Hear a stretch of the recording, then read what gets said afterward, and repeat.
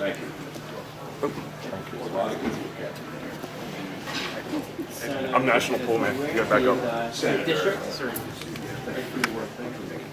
No, thank you for your discussion. Wow. Very effective.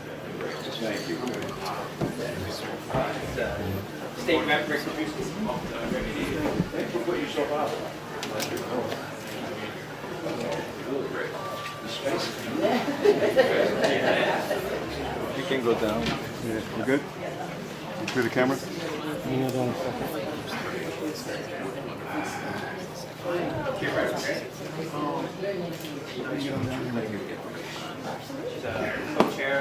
You good now? Yep, perfect. Thank you.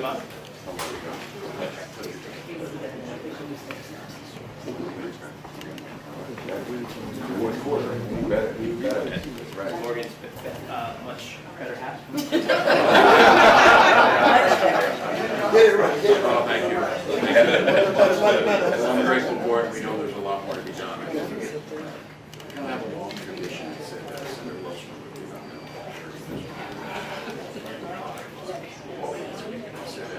As a teacher on the other side. Not insurmountable, but I think we're going to have to break it into Thank you.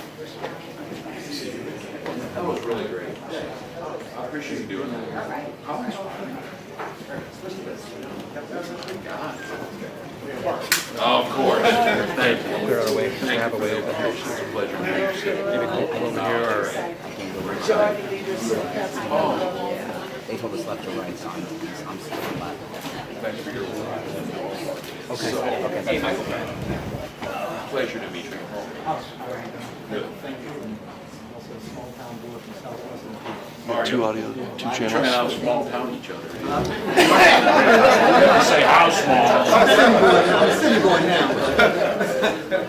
All right, everybody, we're going to get started again. I'm Trey Baker, Senior Advisor to the Harris-Walz campaign, and we appreciate y'all coming here today. This is an extension of a conversation that has been ongoing with this community, and just with how important Philadelphia is to us. I came to you before, and other members of our staff have come to you before, and kind of talked about what we can be doing here on the policy side, on the political side, in terms of visibility and in terms of billboards. We talked about smallest things to flyers in this community, and we're just so proud that you have us here. And thank you to the owners of Booker's for. We appreciate the opportunity to also participate in the local economy. And so what we're going to do, the governor is going to give some remarks up front here, and then we're going to turn it over to the mayor and kind of go from there. Governor Walz. Thank you. First and foremost, thank you for hosting. It's great to be in your space. Mayor, thank you for welcoming us. And each and every one of you, thank you for taking time out of your busy lives. And more importantly, thank you for the work you're doing to empower lives, to lift folks up, to do the things that we want to see. And on behalf of the Vice President, I am grateful for that. I also want to recognize that the Vice President sees you all as partners in this work. You don't need gatekeepers. You don't need folks telling you. You're in your community. You're making it happen. What we need to do is making sure, whether it's resources or whether it's policies that make the difference from the folks who know, that is the best way to do it. I say that as a governor, and we've been able to see that. I would also say for the issues of lifting folks up, letting folks thrive, as the Vice President talks about, being a president for all Americans.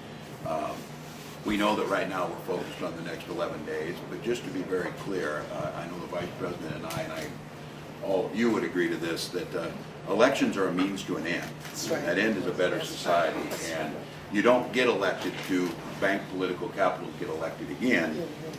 You get elected to burn that capital to improve lives and to partner together. And I think this conversation, and I'm going to turn to you, is hearing the things that will do that, the things that will make a difference. And we were in Racine, Wisconsin, and while all the issues are not exactly the same, a lot of the things we do, there's such great work happening on so many fronts.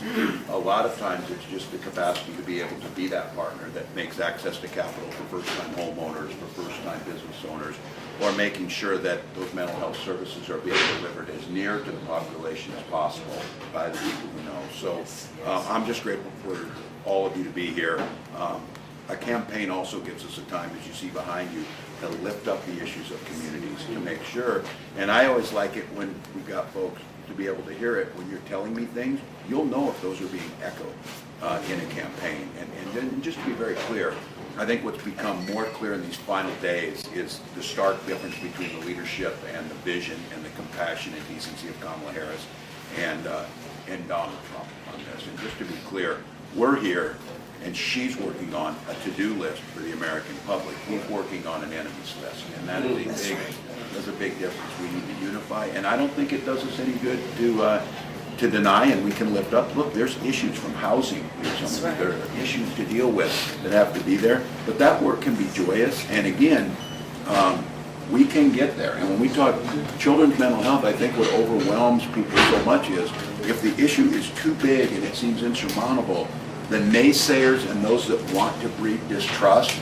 just simply act like we can't fix it, we can't get there, instead of breaking it into solvable pieces. So that's why I think you've seen this week the Vice President laying out an agenda, an empowerment agenda that takes in our partners. So thank you all for being here. Look forward to the conversation, and we are, as you said, I know we're in the fourth quarter, and we are going to win this, and I say we're going to win it because I believe in the American people. I believe that their vision is more optimistic. I believe it's more unified. I believe it is more hopeful about what we can do together, and the division they're trying to sow. I can't imagine running for President and Vice President of the United States and closing out with hate. We are not going to close out with hate. We're going to close out with solutions, joyfulness, hopefulness, and witnessing. So, thank you. All right. Open up the discussion with Mayor Parker. So I'm just going to turn it over to you. Governor, let me just start by saying that in this fight for our country's future, I'm happy that you're here today, but we want to affirm that Philadelphia understands the assignment. The Pennsylvania, the Keystone State, you are in the largest city, only city of the first class in the Commonwealth of Pennsylvania, and our plan is to deliver because you all have connected the issues that are most important to Rep. Krajewski, whose district we're in, Senator Williams, our majority leader for council and business. When we stay focused on the bread and butter issues, how do we put people on a path to self-sufficiency? When you all talk about 3 million more units of affordable housing, that's a tangible element to this election that people know that they can see, touch, and feel. We have a gallon of milk, $6 to $7, a loaf of bread, $4. How do we support the small businesses who are going to be the job creators and to help them get ahead? So we want you to know, we are the largest of the swingiest states in the nation, and we plan on doing our homework. You all are giving us a new vision for our nation and a path forward, and we're going to get our homework done. And I'll say on this issue that this is solving the problem. We've seen and been able to initiate some of the housing issues, some of the down payment assistance on a state level. And what we have in Minneapolis now is 12% more units, and rent went down 4% last year. Rent's not going down anywhere. This is the plan to do that. And then on the prices, I want to say this. I know that this is an agricultural state too. We're not in the middle of it, but I just want to be clear. My farmers aren't making any more money. Somebody in the middle is taking the money, and somebody in the middle is driving the prices. So when the Vice President talks about that, look, capitalism works best when our markets are fair. They are not fair right now in many cases, so I appreciate you saying that. Governor, the mayor mentioned small business, and so I want to turn it over to Regina Hairston. She is the CEO of the Black Chamber here in Philly to talk a little bit from her perspective. Thank you, Governor Walz. The black businesses contribute over $1 billion to the economy. And so we have to make sure that we're supporting them. They provide over 30% of the jobs here in Philadelphia. We have a mayor who is committed to economic opportunity for all. And so we need an administration that is going to further that agenda. We're happy to hear about the opportunity economy because our Black businesses are providing great services, innovation, and jobs, and they need access to opportunities for capital and to make sure that they can compete in the job market.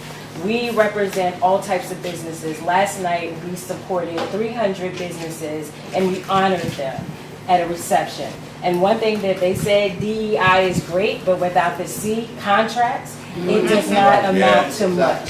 So we need to make sure that our businesses have contract opportunities, not just in government, but in the private sector as well. So we need an administration that's going to not only fight for that, but to ensure that we have access to those opportunities. Mayor, does the city of Philadelphia do that, making sure that you're contracting out on what the state? We're doing that in the state. We've got more work to do on it, but it makes a huge difference to small businesses being able to get the contract. Going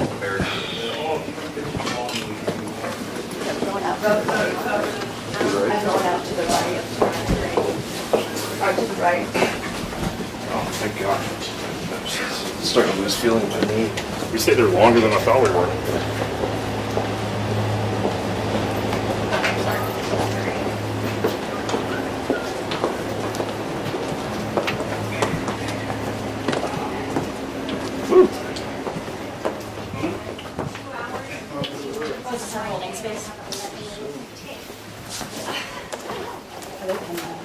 No, we're probably holding. Couldn't hear anything. How are you? That was.